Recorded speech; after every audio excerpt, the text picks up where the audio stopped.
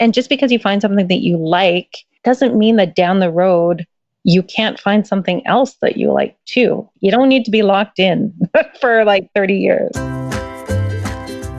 Hey there, I'm Goli Kalkaran, and this is Lessons from a Quitter, where we believe that it's never too late to start over. No matter how much time or money you've spent getting to where you are, if ultimately you are not happy, then it's time to get out. If you're feeling stuck and you feel like there's gotta be more, there's gotta be a way to feel fulfilled and excited about what you do, then this is the podcast for you. Each week, I will sit down with an inspiring guest who quit their professional career in order to forge their own path and create a life that they love. Hi, welcome to another episode of Lessons from a Quitter. Thank you so much for joining me. I just got the sweetest message on Instagram on one of my posts. La Esmeralda posted, I just listened to the latest episode, and as always, I really love what you have to say. Every week that I listen to your show, it brings me one step closer to getting out of my current workplace. Just wanted to say thanks and happy holidays. I cannot tell you how much these mean to me, because a lot of times it's just me sitting literally in my room with my microphone under a blanket, usually like a weirdo. And I don't know if it resonates. I don't know what resonates. And so thank you for letting me know. And thank you for listening. It means the world to me. I love doing this show. I love talking to you guys. So yeah, I just wanted to say thank you. And I'm very grateful to all of you. I'm really excited about today's show. As I mentioned in December, I started trying to showcase people in different parts of their journey, not just people who had quit like 10 years ago and have established these really great careers, because one thing that I noticed the more I talk to people and I really want to highlight is that it's never a straight path. You know, very rarely you're going to jump and the first thing you do is going to be this huge, knock it out of the park success, because it takes time to figure out what you should be doing. And so I really want to highlight that's not what should keep you stuck. A lot of times we're waiting for that perfect opportunity. And like I've said, like that won't just show up. And so you got to take a step with the faith that you will make it work. You will figure it out as you go. And one of the reasons I want to show this is that a lot of people, when you're talking about it back in the day, like 10 years ago, I quit and then I did X, Y, and Z, and then now I'm doing this. We can gloss over that. So I really want to focus on that. And so I want people that are in the middle of their jumps or, just making these transitions and how they deal with, that loss of identity and telling their families and kind of the harder stuff that keeps a lot of people stuck. And on today's show, I have Joanne Bourgault on the show, and her journey is super interesting. She started out as an accountant and worked as an accountant for a number of years and wasn't happy in that. And what a lot of people in traditional roles do is try to find another traditional role that is going to be a success and, hope that you're going to like it. So a lot of us go back to school and get another degree. And, she thought she'd like dentistry. So she went back for a lot of years to school and became a dentist and realized that she still wasn't as fulfilled as she thought she was going to be. And what I absolutely love about what she's done and the courage that she has is that she decided that while she's doing dentistry, she's going to try other things. And it's in that journey of what she's been doing on the side that I really wanted her to come on and speak about, because she does a lot of work now in the online space and in marketing. And it's really interesting because she still works as a dentist. And so kind of how she balances all that and why she's doing it. I think her story offers a lot of insight into how to take those first couple of steps and that, initial part of your journey of figuring out what it is that you want to be doing. But before we jump in, I think that her story brings up something that I wanted to talk about, because the number one thing I hear is like, I don't know what I would do, or I don't have another passion. And I think we think of, quote unquote passion or what you should be doing as too narrow of a thing. A lot of us think that if we don't have some, God-given talent or hobby that we've had for years and years that we would naturally follow, like we're a photographer or a singer or a painter or whatever. Like if I don't have that, there's nothing else that I can do. And one of the ways I like to talk to people about it, or, how I thought about it, is that think about like kids, or when you were a kid, you didn't limit yourself to like what you were interested in, right? There was a million different things that you liked doing at different times. As we get older, we obviously become more realistic and we push things down and we kind of forget about stuff and we don't follow the things that make us happy. And we just kind of focus on the millions of things we have to do in our lives.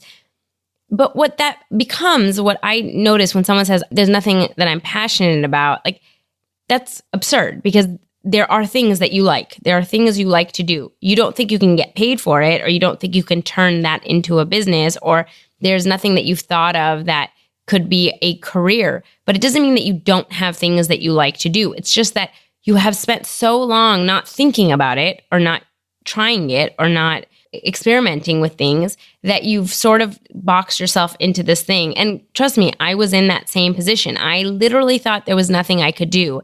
And the reason I say it is, now that I've done so many other things and taken this time, I now have way too many things I want to do. I have to keep a notebook of all of the projects I would like to start, but I don't want to get distracted. And so I put it for maybe another day, maybe in a year, maybe in a couple of years, I'll come back to it once I have time, or once I'm making another transition. But what that showed me is I did have passions. I have things that I'm curious about. I have things that I enjoy doing. I just never even thought of it as something that I liked to do because it wasn't a viable career option. So what I would say is, you're not going to discover your passion. It's not like hidden somewhere where you have to go and find it. And how this is something you love your whole life and you never knew about it. Like that's never going to happen. You have to develop it. You have to figure out where your curiosity lies and follow that. And a lot of times what will happen is you will follow it and see, I don't actually like this that much. And that will tell you as much as liking it. Like, okay, I can stop doing this kind of stuff because this isn't what I want to be doing. And it'll point you back and forth. And the more you do it, the more you learn to quiet yourself down and allow yourself room to try things. And the more you will find things that you like, and the more opportunities you will see, and the more you'll start learning about yourself and everything that you've hidden all of these years. And that's where you learn what your passion is. And again, I think Joanne's journey is really spot on, because that's what she did and what she continues to do. While she's not working as a dentist in Saskatoon, Canada, she is a copywriter and a marketing strategist, and she helps female entrepreneurs grow their businesses, doing meaningful work so that they can design the lives that suit them and their families. And we're going to talk all about how she did it and how she's figuring out what it is she actually likes and how to make the next pivot and take the next step. So without further ado, let's jump in and talk to Joanne. Hi, Joanne. Thank you so much for joining me today. Thanks for having me, Goalie. I'm so excited to have you on, because one of the things that I love about your story, and I think what's unique to you as opposed to a lot of our other guests, is that you're still kind of in this journey. You're still doing kind of the day job and trying things on the side, which I love, which is what I would, advise a lot of people to do. So I want to get into all of this. So let's start though at the beginning, because I know you're a dentist now, but even before dentistry, why don't you let us know what you started your career as? Before dentistry, I was an accountant, actually, for about 8 years. And then I decided to go back to school. Why did you decide dentistry, or why did you even decide that you wanted to get out of accounting? When I went into accounting in university, I did it not so much because I wanted to be an accountant, but because it was a practical career choice. And so after working in accounting for, different companies and doing different jobs, I kind of had the realization that it wasn't really about the job. It was about the work that I was doing. I remember one day I was talking with a couple of people that I worked with, and we were just talking about, what we would have done if we hadn't become accountants. And I said, I think I should have been a dentist, because you get to work with your hands and you get to work with people and help people. And it's not just all about spreadsheets. So that sparked an idea for me. And then I happened to need a root canal and went and saw my dentist. And I was like, I'm thinking about doing this. And she was like, yeah, I think dentistry is a great career for women. At the time, I was actually pregnant with my son, and he is now 14. So I was like, okay, how do I make this happen? So I kind of mapped out a plan, and we knew we wanted to have at least one more baby. So it was kind of like, okay, either I'm pregnant by this date or I go back to school. And so we had another baby. And then when she was 7 months old, I went back to do pre-dentistry for a couple of years so that I could get the average that I needed to get into dentistry. We've talked a lot on this podcast about the fact that people that tend to be risk averse or, go down traditional roads, a lot of times when we feel stuck and we want to do something else, our natural fallback is like, I should get a degree in something else. Like, do you think that was part of what it was when like you didn't like accounting? So it was like, what other degree do I think that I, might enjoy? And so I'm going to go back to school because that's sort of a safe way of going about it. Yes, that's absolutely, I think, what was running through my head at the time. Growing up, it was basically understood in my family that the way that you would become successful was to become a professional. Really, anything else wasn't even in my head as an option. Yeah, I see that all the time. I mean, we all know people that have multiple degrees, and I think it's because we're so desperately trying to find something that we enjoy.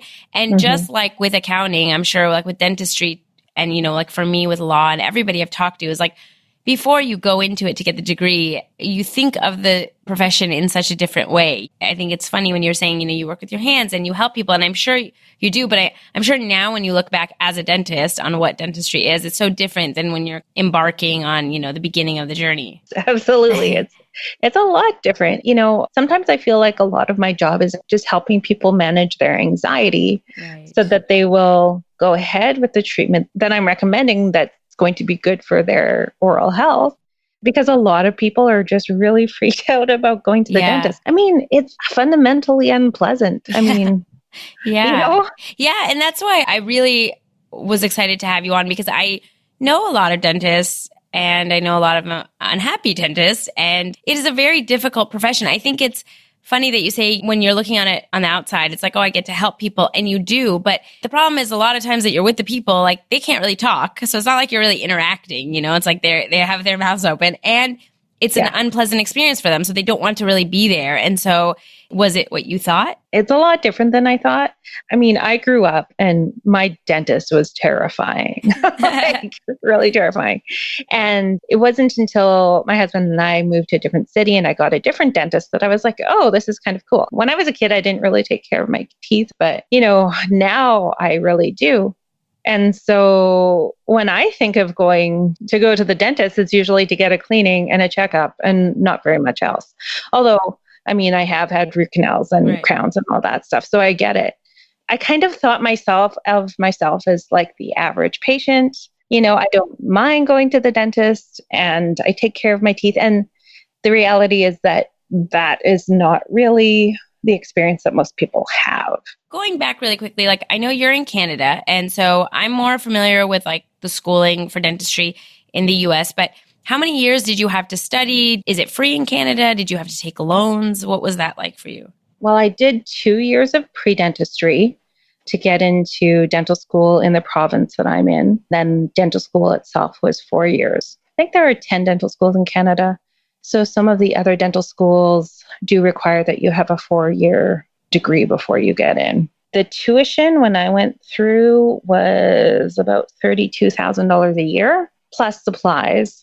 A lot of other colleges do get some subsidies from the government, but dentistry doesn't. Oh, interesting. So usually once you get into dental school, you pretty much automatically qualify for like a big line of credit, like $200,000. And so, so pretty much I had that by the time I finished school to the limit. That's a big problem that I hear from a lot of my dentist friends and a lot of dentists that I know that don't like what they're doing but feel very stuck is the same thing in America. Is it's so expensive to get that degree. And so you're loaded with debt and so you feel stuck. So you get the degree, and how many years have you been working as a dentist? I've been working as a dentist for about 6.5 years. Okay. Yeah. And so when did you start getting this inkling that dentistry itself wasn't it for you, or that you wanted to add something else to it? I would say probably 3 years in about. And so how did you go about figuring out what you wanted to do or, what was going to be next? Well, I started working with a life coach because, looking back now, it seems kind of crazy, but I was like, if I could just work with a life coach and get my life organized, then I would be happy. Right. But it was through work with her that I was like, oh, now I see, like, I'm kind of trying to control everything. And I have a lot of anxiety around like my finances. Yeah. And I actually don't have to be a dentist for the next 25 or 30 years. Yeah. So kind of through working with a life coach, it was like, oh, I actually can decide what I want for my life. And that was very freeing for me because it was like, okay, now what? Yeah. It gave me permission to explore other paths. I know that the pressure when you've already switched a path, not to mention going back to school for a very long time, spending a lot of money to get a degree, and coming out of the other side makes a lot of people feel even more stuck. And so how did you go about talking to your husband about it or your family? Like what reactions did you get when you're mentioning that maybe dentistry isn't it for you either? Yeah. Well, I've had lots of discussions about it with my husband. Yeah. And, he's very supportive. And if I were in his position, I'm not sure that I could do the same. But he's just like, yeah, I think he has greater faith in my ability to make things happen than I do in some ways. Mm-hmm. So he's kind of like, yeah, like if you want to do something else and you can figure out the finances around it, then, go for it. But I don't really talk to my family, like my parents and my siblings about it very much because, I kind of get this whole like, oh, you never seem to be happy. Yeah, why aren't you happy? Right. Which is so funny because I actually think that so many other people are unhappy too, but it's sort of this thing of like, keep it kind of to yourself, like, okay, you could be miserable in your job, but I don't want to have to deal with it or talk about it. And so I think a lot of times people not get threatened. I don't know what the right word is, but it's when somebody is talking about how they don't like their job or they want to get a change, it makes people uncomfortable, yet they're perfectly fine with everybody being completely miserable in what they're doing. So I don't know. Yeah, it seems really crazy to me too. And I think that the interesting thing about your story and what probably allows you to not have to have that conversation all the time is, you're still working as a dentist. So you've kept that up. And then what have you added on? What have you been trying or doing since you've gotten that clarity with the life coach? Basically, what I've been doing since then is exploring alternate paths. So initially I thought that I wanted to become a coach of some kind. So I did some online marketing coaching and I started by working with my friends. And then I was like, this doesn't quite feel right. Like, I think I need to kind of niche this a bit further. So I did more coaching with someone else. We talked about me potentially doing some coaching to help people who need clarity in their lives and want to transition their careers. Okay, so then I worked with a branding strategist kind of around that, but ended up going back more to the marketing side, like helping people with online marketing. And I said, well, I'd like to help them with, their content strategy. And also, I really like to write. And she's like, well, why wouldn't you also write then? And I was like, oh yeah, good point. Basically, it's like a very convoluted journey to sort of where I am right now, which is helping people with their online marketing strategy and writing copy for them, mostly like emails, so like email funnels and sales pages. And I've started helping people out as well with their Instagram strategy. I love this for so many reasons, mainly because one of the biggest things that we talk about a lot and that I think people get stuck on is this like, I don't know what I would do, and discovering your quote unquote passion or whatever it is. And clearly from your journey, as you saw too, like when you were leaving accounting and just trying to find the next thing, it's so difficult to just pick something and that end up being the thing for you. And so the only way it's not discovering, I would say like develop your passions or your curiosities is to try things. And then when you're doing it, you realize I don't like this as much as I thought, or yeah, this is great, or this little aspect. And so I love that you, even though it's convoluted, like it's always convoluted. It's very rare. I know we like these stories of like, oh, and then I started this, and within the first year I was making $1 million. And it's like, I don't know, these overnight successes don't really happen. I feel like they're not very genuine when people are telling you that, because they've done 100 things to get to that one thing that like hit it off for them. But I love this because I think just through doing this and doing it on the side, you know, so that you're not blowing up your whole life and saying, I'm going to quit my job and I'm going to do this. Like, you're finding time to explore things and figure out what part of that is what speaks to you most. Yeah, absolutely. I think you're right in that there are so many stories about, you know, people who are like, oh, well, you know, they were a teacher and then they really wanted to share what they knew. And so then, bam, they created something and it blew up and off they went.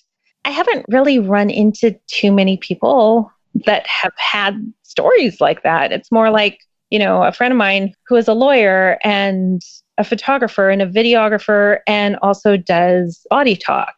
Oh, you know, and so she's figuring out how to kind of put all of those things together and what she loves most. And yeah, you know, absolutely. And I think it's funny because now I really try to dig deep when I find someone that has had, you know, seemingly like super fast success. And like I said, I know a podcaster who started a podcast and is doing incredibly well. And her podcast is huge and she's growing it and making a lot of money and doing really great. On the surface, it seems like, oh, she just started this podcast and it blew up. But like when you look back, she literally has been trying like, I can't even say like 10 different careers, you know, in the last 10 years. Everything that she had built up, the audience she had built up, like culminated in this successful podcast. But it doesn't just happen. Like, it wasn't like she woke up one day and never tried anything and then hit it out of the park. And so I do think it requires trying stuff. Plus, I think that a lot of times we get debilitated thinking that there is some passion, like, you know, I don't have anything because I'm not a painter, or I'm not a photographer, I'm not like super into, I don't know, dancing or singing. And it's like, there are all these other tasks that you could do that you will enjoy, that you could do as a job. I think the word passion kind of is loaded and people get really overwhelmed of like discovering this passion. And it's a matter of like, just try different things until you figure out what you want to be doing during the day, every day. Like, that's it. Yeah. And just because you find something that you like doesn't mean that down the road you can't find something else that you like too. You don't need to be locked in for like 30 years. Absolutely. I do think that times are changing, and with every generation right now, you know, people are staying at their jobs for less amount of time. Like, you know, it's very rare that you find people that are at the same company for 15, 20 years. Like, with the evolution of the internet, there's so many different opportunities that I think that now that is becoming more acceptable. What a lot of people struggle with is they have this identity, like as a dentist. You know, you're a dentist, you clearly work as a dentist, you have coworkers. So when you're going to make like an Instagram account to be a copywriter or to be a brand strategist or like help people with marketing, how did you get over that? Like, what are people going to say? What are people going to think when they say, oh, like Joanne is now doing Instagram? Like, she's a dentist. Yeah. I mean, I don't know that I'm necessarily over it. And it wasn't until recently that I even had dentist on there. So even now, like, it sounds maybe a little crazy, but I kind of like hide it from my family. I don't talk to them about it. I mean, my mom, I guess now is on Instagram, but my dad isn't anyway. So I don't really talk about it. And every once in a while, someone will bring it up and they'll be like, oh yeah, well, I'm kind of doing this on the side. And people often just don't even understand how Instagram or copywriting or marketing strategy is even a job. Right. So you can just see their eyes glaze over, right?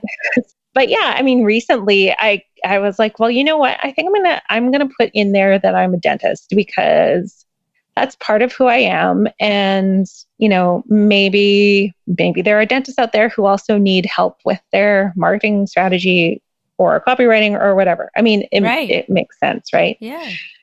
So for me, it's just a matter of kind of playing around with that and knowing that I'll probably be changing what I call myself down the road as well as this kind of evolves. But I don't know, the whole identity piece is a little bit weird because, I mean, having practiced dentistry for a while and not having been an accountant for like over 10 years now, I don't really identify so much as an accountant anymore, but I definitely think of myself as a dentist. Right.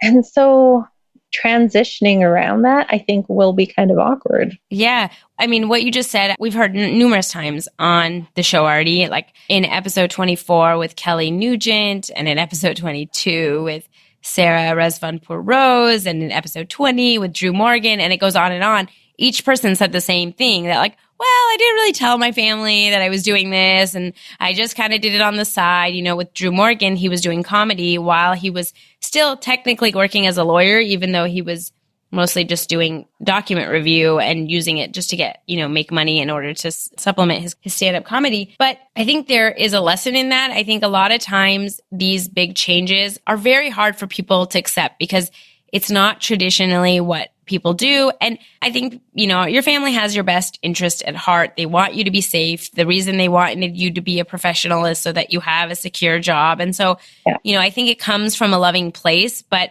it can be harmful because obviously if you're unhappy in what you're doing. And so I do think that's a common route. And I think it's one that you have to like know yourself and know your family. And if that's what you have to do where like you don't advertise it, then that's fine. You kind of keep it to yourself. And the identity thing, I think it is a tough one. I've talked about it a lot. You know, we just had a recent episode with Daniel Prince, and he was saying the same thing, that the identity thing was really difficult for him. And, you know, I don't know if there's a way around it. I just think it takes time. And I think it takes more of you really owning it. Even that, in my mind, is rooted in our fear of like what other people think.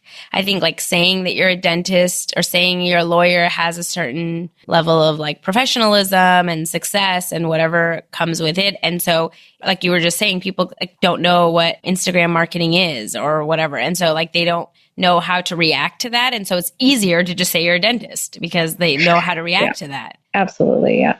How do you find the time though? Like you're a dentist, you have 2 kids, and like when do you do this other stuff? Well, during my week, I practice dentistry full days, Mondays and Tuesdays. And then Wednesday, my day starts a little bit later. So usually I'll work on it Wednesday mornings. And then I start early on Thursdays, so I will work on it Thursday afternoons. And then usually I don't practice dentistry on Fridays, so I'll work on this on Fridays.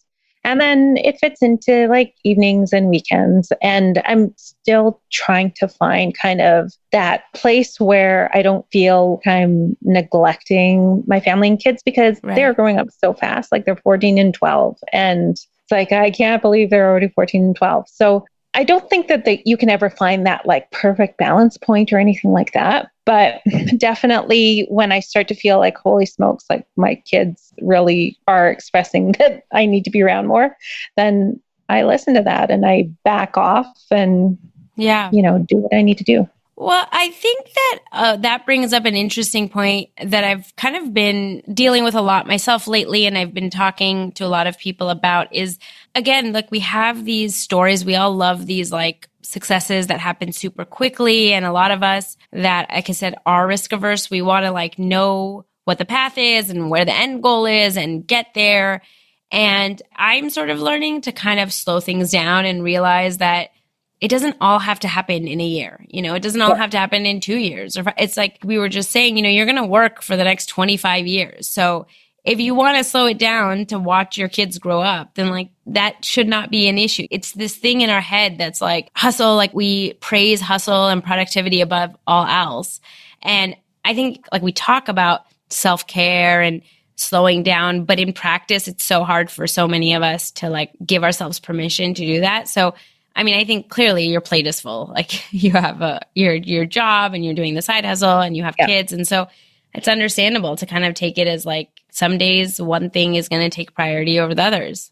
Yeah. Well, my parents own a fairly large business and it's successful. And I mean, that's something that my dad in particular grew while I was growing up. So he wasn't around a lot. My mom did more of the, I guess, heavy lifting in terms of making sure that we were at all our things and that kind of thing. But she also worked full time. So I watched my parents work very hard. And it's rare for me to feel really guilty about working, trying to do something that I love and setting that example for my kids, because I know that my parents did that. Yeah. And so, whereas I have other friends who I know are more torn about working because they want to be at home more. For me, I feel kind of lucky that I don't carry that burden of guilt. I mean, I think that is incredible. And what you just said is really so important for everybody, but I think mostly mothers. I was reading this, I don't know if it was a tweet or a meme or somebody had made something and it said, we're supposed to raise kids as if we don't work, and we're supposed to work as if we don't have kids. And it's like, there is this level of pressure of being able to be all things to everybody, and you can't. And that's okay. And it's I think in general, we spend so much time weighted down by the amount of guilt that we put on ourselves for what we're doing, when you kind of realize that everybody is trying their best. And as long as you give your kids the love that they need and, be there for them, there is no need to be this Pinterest perfect mother. It's you're setting a great example by following your dreams and doing all these other things. I had the same experience. I think having a mother that worked, she was an unbelievable role model to me. And I never felt like she wasn't there or whatnot. So I love that. But I mean, are you doing this as a side hustle, or are you doing this ultimately with the hopes of being able to transition fully into, this online business type of world? My ideal scenario would be to transition into this as my full-time career. I have a dream of becoming location independent so that I can travel more and help my kids travel more. So the episode with Daniel Price was really interesting for me. Yeah, I know. It's so cool that so many people are doing that. And it is a great example of what is possible. Yes. For me, I would love to have the freedom so that I can travel and do my work from wherever it is. And I think I would also like to start creating a business that I don't have to be working in all the time. So offering digital courses and that kind of thing as well. But I'm trying to, I guess, explore what feels good for me to do, and, and trying not to pressure myself too much to do that. Oh yes, I need this to be a success in a year. And it's hard for me to do that because I'm a very goal-oriented person, as I'm sure a lot of your listeners are. So basically, I'm kind of at a point where it's I'm giving myself permission to explore what I like and to build a business that reflects the lifestyle that I want, rather than making it into a 24/7 grind or hustle, because that's not really what I want either. Yeah. Yeah. I love that. So do you have any advice, whether the advice that helped you when you were doing the life coaching, or just things that you've learned along the way, for somebody that is stuck in their career and doesn't like it, but feels like they don't know what they would do? I think the advice I would give is just to give yourself permission to explore. I mean, if you can, like you said, blow up your life and quit your job and explore that way, that's amazing. But not everyone has that opportunity, because maybe you have financial obligations or obligations to your family. So I would just say, start to explore what you enjoy. And even doing that can be hard, especially when you're a very driven, academically oriented person. The other thing too is don't get hung up on the idea that there's a perfect career out there for you. I mean, maybe there is, but it's, a career isn't like a glass slipper that's going to slide onto your foot and then you'll be, living happily ever after in the right job. I think anytime that you make change, it turns out different than what you expected anyway. So just try to figure out what it is that you actually enjoy spending your time on.